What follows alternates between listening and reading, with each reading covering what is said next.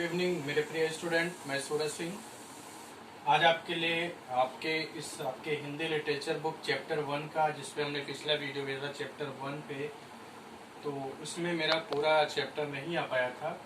तो उसी क्रम में आगे बढ़ते हुए आपके लिए बहुत ही अच्छा और इम्पोर्टेंट चैप्टर लेके आए हैं। उसी में आगे बढ़ते हुए उसी चैप्टर का शेष बची हुई लाइनें यहाँ पे लिखी हुई हैं। तो हम लोग इसको क्रमशः लाइन वाइज अच्छे से पढ़ेंगे। आप सब लोग इस वीडियो को लास्ट तक देखना, जिससे मैं अपनी बातों को आप तक पहुंचा सकूं और इस कविता में बताए गए सारे शब्दों को अच्छे से समझा सकूं। अगर आप सभी को ये पसंद आए तो प्लीज़ इस वीडियो को ज़्यादा लोगों तक शेयर करें, लाइक करें, सब्सक्राइब करें, जिससे मैं इस चैनल को और विस्तार रूप दे सकूँ और अच्छा से अच्छा हिंदी का मैटर आपके पास में भेज सकूँ। तो आइए हम लोग अपने चैप्टर पे आते हैं। मन की पुकार कविता में के आगे हम लोग बढ़ रहे हैं।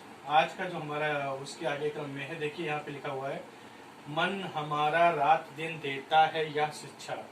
ठीक है, यानी हमारा जो मन है, कवि का जो मन है, वो हमें रात दिन, क्या होता है रात दिन, दो पार्ट होते हैं, सबको पता है। रात दिन हमें शिक्षा देता है। क्या शिक्षा देता है, इसको कवि बता रहा है कि ज्ञान, बुद्धि और बल का तू ही है सहारा। मन हमारा बता रहा है कि हमारे ज्ञान का, हमारी बुद्धि का और हमारे बल का तू ही सहारा है, यानी आप ही एकमात्र सहारा है। हे भगवान, हमारे ज्ञान का, हमारी बुद्धि का और हमारे बल का आप ही एकमात्र सहारा है। सुख दुख का साथी तू, आप मेरे सुख के और दुख के दोनों के साथी हैं। यह विश्वास है हमारा, यही हमारा विश्वास है कि आप हमारे सुख हो चाहे दुख हो, दोनों में आप ही एकमात्र ऐसे हैं जो कि हमारा सहारा हैं, हमें साथ देने वाले हैं।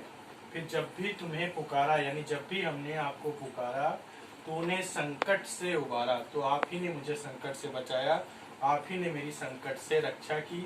इसलिए हे परमपिता परमेश्वर, आपकी कृपा से ही हमको बुद्धि मिला, ज्ञान मिला, बल मिला। आप ही हमारे सुख दुख के साथी हैं और आपको जब भी हमने पुकारा, आप मेरे पास आए और आपने मुझे संकट से बचाया, संकट से मेरी रक्षा की। फिर सहारा ना ले हम, यानी हम सहारा ना लें अपनी शक्ति और समझ का, यानी हमें कभी भी अपने शक्ति और अपने समझ पे अभिमान नहीं करना चाहिए कि हमने अपने बल और अपने समझ से ऐसा किया है। तो अर्थात हमें उसके लिए भगवान का ही कृतज्ञ होना चाहिए, भगवान का ही ऋणी होना चाहिए। तुझ में ही पाए ज्ञान, क्योंकि हमें आप में ही ज्ञान की प्राप्ति होती है। उन्नति, यानी आपसे ही हमको उन्नति प्राप्त होती है, और प्रगति, और आपसे ही हमें प्रगति प्राप्त होती है। यानी हम अपनी शक्ति और समझ, अपना ज्ञान, उन्नति, प्रगति जो कुछ भी है, वो हम परमात्मा की कृपा से ही प्राप्त करते हैं। फिर रक्षक है हमारा तू, हे भगवान आप हमारे रक्षक हैं। विपत्तियों से बचाने का, आप ही हमें सारी विपत्तियों से बचाते हैं और आप ही हमारे रक्षक हैं।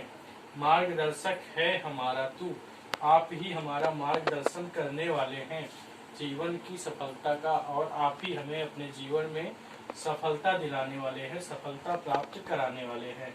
तो इस तरह से यहाँ पे जितनी पंक्तियाँ लिखी हुई है, सारी पंक्तियों को हमने क्रमशः लाइन वाइज पढ़ा, उसके अर्थ को हमने समझाया। मुझे उम्मीद है कि आप सभी को अच्छे से समझ में आ गया होगा। एक बार संक्षेप में कवि के मुख्य रूप से कहने का भाव ये है कि जो कुछ भी हमारे साथ घटित होता है, चाहे सुख हो, चाहे दुख हो, चाहे बल हो, चाहे बुद्धि हो, चाहे साहस हो, जितनी भी इस चीजें इस प्रकृति में विद्यमान है, इस ब्रह्मांड में विद्यमान है, उस सब के प्रति हमें भगवान का कृतज्ञ होना चाहिए, हमें भगवान का एहसान मानना चाहिए, कभी भी अपने बल और बुद्धि का अभिमान नहीं करना चाहिए। बस इस कविता का मुख्य संदेश यही तक था। अगर मुझे उम्मीद है आप सभी को समझ में भी आया होगा। अगर आप सभी को कुछ कमी दिखाई दे रही है, कुछ समझ में नहीं आया, तो प्लीज़ मुझे कमेंट में लिख के बताएं, जिससे मैं उसमें सुधार कर सकूं। और अगर आप सभी को अच्छा लगा तो इस वीडियो को ज़्यादा लोगों तक शेयर करें, सब्सक्राइब करें, लाइक करें, जिससे मैं इस चैनल को और विस्तार दे सकूं। बस आज का मेरा वीडियो यही तक था। धन्यवाद।